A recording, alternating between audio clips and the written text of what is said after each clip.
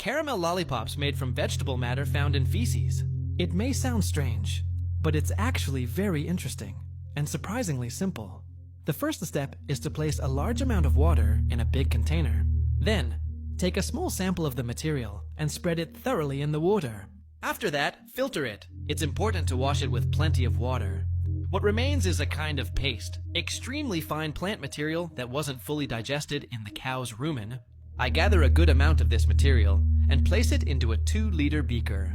These animals feed on plant matter, and inside their digestive system, bacteria help break down cellulose to release energy. However, this process is not complete.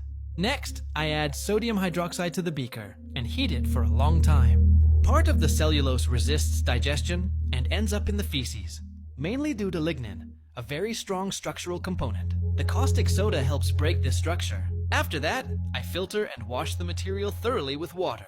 Then, I transfer it to a solution containing sodium chloride, which completes the process by significantly whitening the pulp. The color of plant structures mainly comes from conjugated double bonds and aromatic rings. In an acidic medium, chlorite releases chlorine dioxide, which reacts with these electron-rich structures.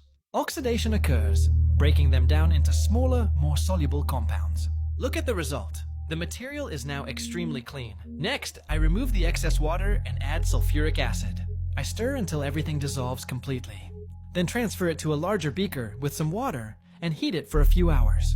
During this step, the cellulose breaks down into sugar.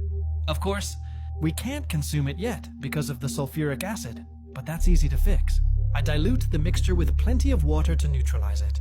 Then I add calcium carbonate, which reacts to form insoluble salts that can be removed by filtration. Now I take the liquid phase, which is rich in sugar, and heat it to reduce the volume. Once it cools, I add ion exchange resin, followed by activated carbon. Finally, I perform one last filtration. The result is impressively clean. Previously, there was always some contamination, but this time it turned out great. Now we have a glucose-rich solution. I heat it gradually, reducing the volume until the sugar begins to caramelize. It's hard to believe this came from feces, but in reality, this is completely natural. Everything in nature exists in a constant cycle. This material would normally decompose into carbon dioxide and return to the atmosphere. That carbon dioxide would then be absorbed by plants, eventually becoming sugar again. Like sugar cane that could one day be turned into caramel. In the end, it's all part of the same cycle.